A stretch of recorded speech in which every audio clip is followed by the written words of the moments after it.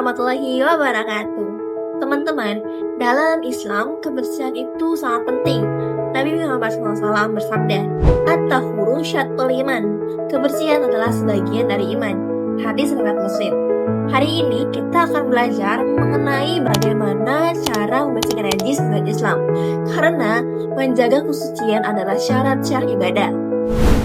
Secara umum, najis adalah segala sesuatu yang dianggap kotor oleh syariat Islam dan menghalangi ibadah jika menempel di badan, pakaian, atau tempat sholat. Najis sendiri dibagi menjadi 3, yaitu yang pertama ada najis mukhafafah atau najis ringan, yang kedua ada najis mutawassithah atau najis sedang, dan yang terakhir yaitu adalah najis mughalladah atau najis yang paling berat. Nah, mari kita bahas satu persatu. Yang pertama, kita akan membahas mengenai najis mukhafafah. Najis mukhafafah sendiri adalah najis yang paling ringan. Contohnya, kalian pasti pernah kan ngegendong ponakan kalian yang masih bayi. Nah, terus waktu lagi digendong dia tiba-tiba pipis. Nah, pipis dari bayi yang masih belum makan selain ASI itu disebut najis mukhafafah atau najis yang paling ringan. Berdasarkan hadis dari Ummu Qais radhiyallahu anha, air kencing bayi laki-laki cukup dibersihkan air, sedangkan bayi perempuan harus dicuci. Hadis riwayat Abu Daud dan An-Nasai. Untuk cara menyucikannya, cukup dengan mempercikan air ke bagian yang terkena najis tanpa perlu digosok atau direndam. Jadi cuma dipersih-persihkan aja, habis itu udah selesai. Jadi Allah itu nggak memperumit hambanya untuk melakukan ibadah, guys. Seperti itu. Yaitu selanjutnya ada najis mutawassithah atau najis sedang.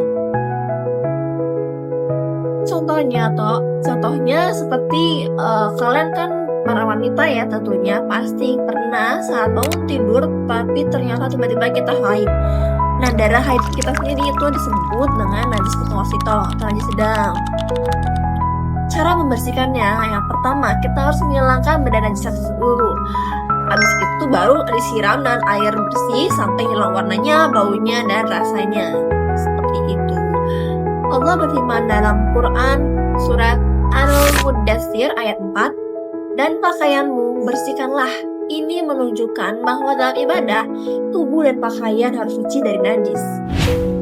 Nah, yang terakhir yaitu adalah najis mughalladah. Najis mughalladah sendiri adalah najis yang paling berat. Contohnya, bayangin deh kalau kalian tuh lagi jogging, tapi tiba-tiba ada anjing yang ngedekat ke kalian dan tiba-tiba ngejilat kalian. Nah, air liur dari anjing sendiri itu disebut dengan najis mughalladah atau najis yang paling berat.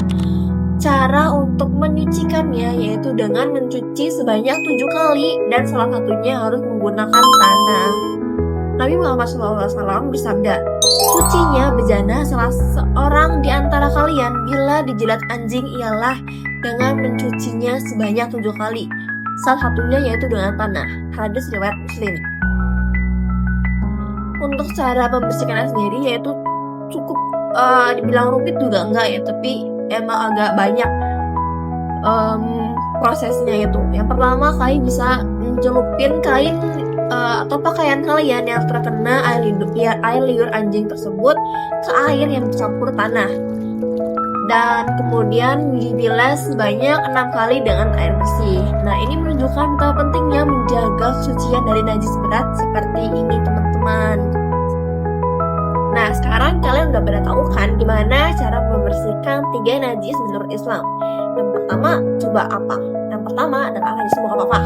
Cukup dibersihkan dengan air, karena najis mukhafafah adalah najis yang paling ringan, karena penyuciannya itu tergolong cukup mudah dengan dibersihkan air saja. Yang kedua yaitu najis mutawassithah. Najis mutawassithah harus dicuci sampai hilang warnanya, baunya, dan rasanya. Tapi kalau warnanya masih ada, tapi baunya udah nggak ada, itu juga sudah dianggap suci ya teman-teman. Dan yang terakhir yaitu najis mughalladah atau najis yang paling berat. Cara membersihkannya yaitu dengan mencuci sebanyak 7 kali, dan salah satunya yaitu harus dicampur dengan tanah. Begitu teman-teman.